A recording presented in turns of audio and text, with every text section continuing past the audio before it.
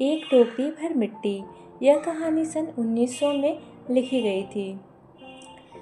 किसी श्रीमान जमींदार के महल के पास एक गरीब अनाथ विधवा झोपड़ी थी। जमींदार साहब को अपने महल का हाथा उस झोपड़ी तक बढ़ाने की इच्छा हुई। विधवा से बहुत बार कहा कि वह अपनी झोपड़ी हटा ले, पर वह तो कई जमाने से वहां बसी थी। उसका प्रिय पति और इकलौता पुत्र भी उसी झोपड़ी में मर गया था। पतोहू भी 5 बरस की कन्या को छोड़कर चल बसी थी। अब यही उसकी पोती इस वृद्धा काल में एकमात्र आधार थी। जब उसे अपनी पूर्व स्थिति की याद आती तो मारे दुख के फूट फूट कर रोने लगती।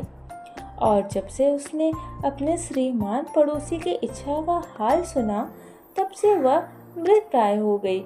उस झोपड़ी में उसका मन लग गया था कि बिना मरे वहां से वह नहीं निकलना चाहती थी। श्रीमान सब प्रयत्न निष्फल हो गए। तब वे अपने जमींदारी चाल चलने लगे। बाल की खाल निकालने वाले वकीलों की थैली गरम कर उन्होंने अदालत में झोपड़ी पर अपना कब्जा करा लिया और विधवा को वहां से निकाल दिया। बेचारी अनाथ तो थी ही, पास पड़ोस में कहीं जाकर रहने लगी। एक दिन श्रीमान उस झोपड़ी के आसपास टहल रहे थे और लोगों को काम बतला रहे थे कि वह विधवा हाथ में एक टोकरी लेकर वहां पहुंची। श्रीमान ने उसको देखते ही अपने नौकरों से कहा, उसे यहाँ से हटा दो। पर वह गिड़गिड़ा कर बोली, महाराज, अब तो यह झोपड़ी तुम्हारी ही हो गई, मैं उसे लेने नहीं आई हूँ। महाराज क्षमा करें, तो एक विनती है। जमींदार साहब के सिर हिलाने पर उसने कहा, जब से यह झोपड़ी छूटी है तब से मेरी पोती ने खाना पीना छोड़ दिया। मैंने बहुत समझाया उसे, पर वह मेरी एक न मानती। यही कहा करती है कि अपने घर चल, वहीं रोटी खाऊंगी। तब मैंने यह सोचा कि इस झोपड़ी में से एक टोकरी भर मिट्टी लेकर उसी का चूल्हा बनाकर रोटी पकाऊंगी। इससे भरोसा है कि वह शायद रोटी खाने लगे। महाराज, कृपा करके आज्ञा दे दीजिए तो इस टोकरी में मिट्टी ले जाऊं। श्रीमान ने आज्ञा दे दी। विधवा झोपड़ी के भीतर गई।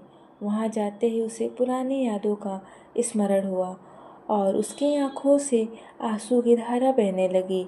अपने आंतरिक दुख को किसी तरह संभाल कर उसने अपनी टोकरी मिट्टी से भर ली और हाथ से उठाकर बाहर ले आई।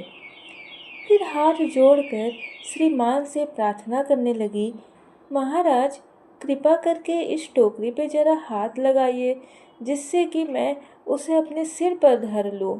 जमींदार साहब पहले तो बहुत नाराज हुए, पर जब वह बार बार हाथ जोड़ने लगी और पैरों पर गिरने लगी तो उनके मन में कुछ दया आ गई। किसी नौकर से न कहकर वे स्वयं टोकरी उठाने आगे बढ़े।